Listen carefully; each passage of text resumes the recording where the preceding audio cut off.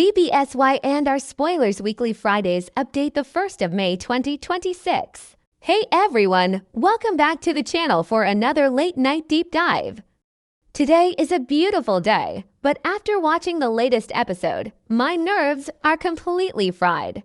We are so glad you're here to unpack all this madness with us. Grab a snack, get comfortable, and let's get right into the thick of it because there is a lot to talk about. I am literally shaking right now. I cannot even process what I just watched on my screen, and I just had to jump on here and type this all out before I explode. I mean, are we actually kidding me right now with this episode? I've been watching The Young and the Restless for years, and I have seen some wild cliffhangers, but this is insane. We need to talk about this immediately because I feel like I'm losing my mind. Sienna walking in like that, Nick acting like that. I'm sorry, but I am just so overwhelmed with emotions right now that I don't even know where to start. But okay, deep breath. Let's start with the absolute chaos that was the ending of this episode.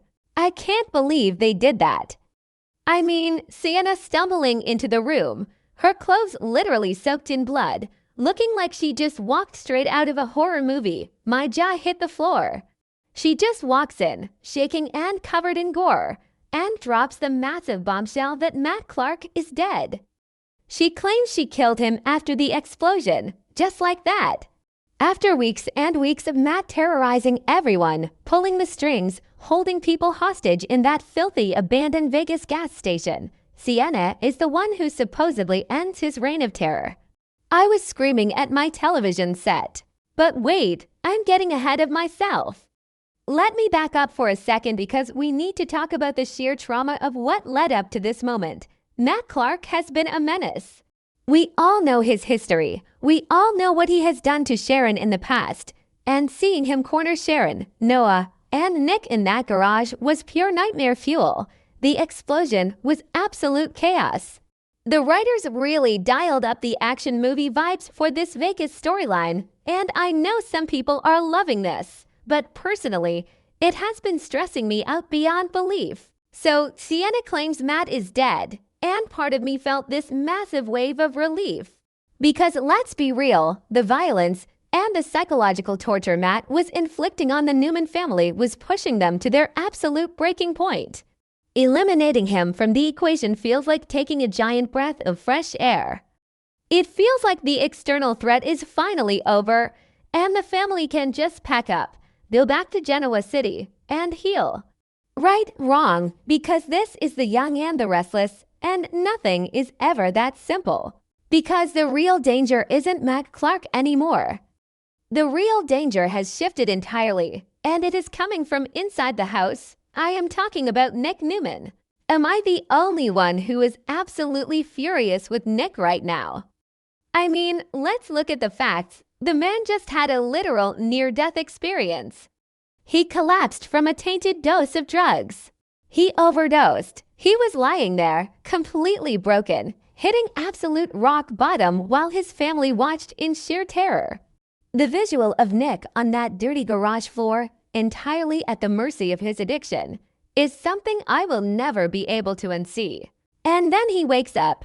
He wakes up surrounded by Sharon, Noah, and Adam. They are all hovering over him, tears in their eyes, their hearts practically beating out of their chests because they thought they just lost him. They are begging him, literally pleading with him to face what just happened. They want him to go to rehab. They want him to get help. And what does Nick do? He brushes it off. I'm sorry, but the audacity of this man. Nick Newman, the guy who has spent the last 2 decades acting like the moral compass of Genoa City, the guy who is always so quick to judge Victor, or Adam, or Phyllis for their mistakes, is sitting there in absolute, mind-blowing denial. He completely minimizes the severity of the situation. He deflects. He changes the subject. He focuses on literally anything other than the fact that he is a drug addict who just almost died. It is so frustrating to watch, but at the same time, I have to admit, it is brilliant writing. Remember when they tried to make Nick a dark, edgy character a few years ago and it just kind of fell flat. Yeah, didn't work then either, but this addiction storyline is hitting entirely differently because it is so raw and so ugly. Nick isn't being a cool bad boy, he is being a pathetic, stubborn addict who is terrified of admitting his own weakness. And can we talk about Sharon for a second? My heart breaks for her. She has survived so much trauma in her life: cancer, bipolar disorder, Cameron Kirsten, and the historical torment from Matt Clark. Now, she is trapped in this nightmare where she has to watch the father of her children destroy himself.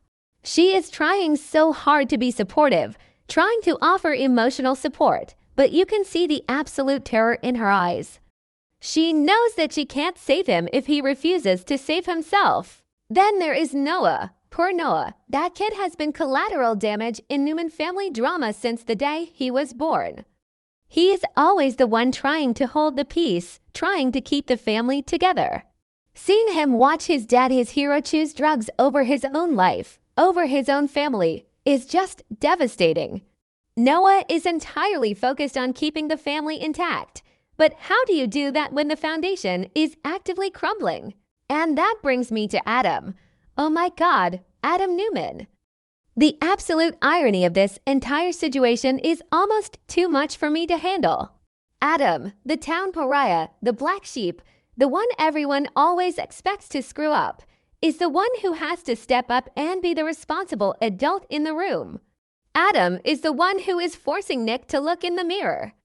Adam is the one delivering the harsh, cold reality checks. I mean, think about their history. Adam knows exactly what it is like to hit rock bottom. He knows what it is like to be consumed by darkness. And now he is stuck in this horrible position where he feels guilty for letting things get this bad in Vegas. But he also feels this intense urgency to save his brother. He is caught between a rock and a hard place. And watching him try to aggressively push Nick into accepting reality is some of the best acting we have seen on this show in months. But Nick won't listen. His refusal to go to rehab, even temporarily, is the biggest red flag I have ever seen. It proves that he is nowhere near ready to change. He thinks he can handle it. He thinks this was just a one-time slip-up with a bad batch of drugs, but we all know the truth. His willingness to use again, even knowing the massive risks, shows exactly how deep the claws of this addiction have dug into him. This is not a single bad decision anymore. This is a full-blown, escalating cycle of self-destruction. This decision puts everyone around him in a completely defensive, reactive position. Sharon is paralyzed by fear. Noah is scrambling to play peacemaker. Adam is playing the bad guy because someone has to. Nick has completely hijacked the family dynamic, and he doesn't even care. What was supposed to be a turning point, the death of Matt Clark and the end of the hostage crisis, has instead become a massive, glaring warning sign. The threat is no longer external. You can run away from Matt Clark. You can hide from a bad guy with a gun. But you cannot run away from the demons inside your own head.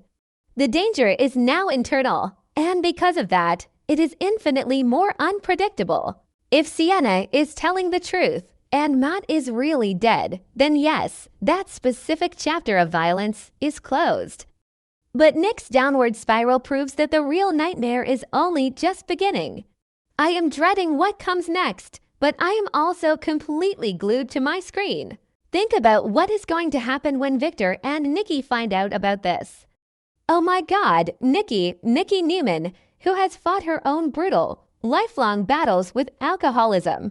When she finds out that her golden boy Nick is an addict who nearly died from an overdose, it is going to destroy her.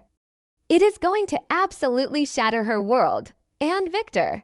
Victor is going to try to control the situation with money and power, just like he always does. And it is going to blow up in his face because you cannot buy your way out of addiction. I am just so emotionally invested in this. I've been watching these characters for so long that they feel like real people to me. And watching Nick fall apart like this is genuinely hard to stomach. I know some fans in the forums are saying that Nick deserves this for being so sanctimonious all these years. And okay, maybe he was a little arrogant, but nobody deserves this. Nobody deserves to be entirely consumed by a substance that makes them stop caring about their own kids. And let's circle back to Sienna for a minute before I wrap up this massive rant. Do we actually trust her?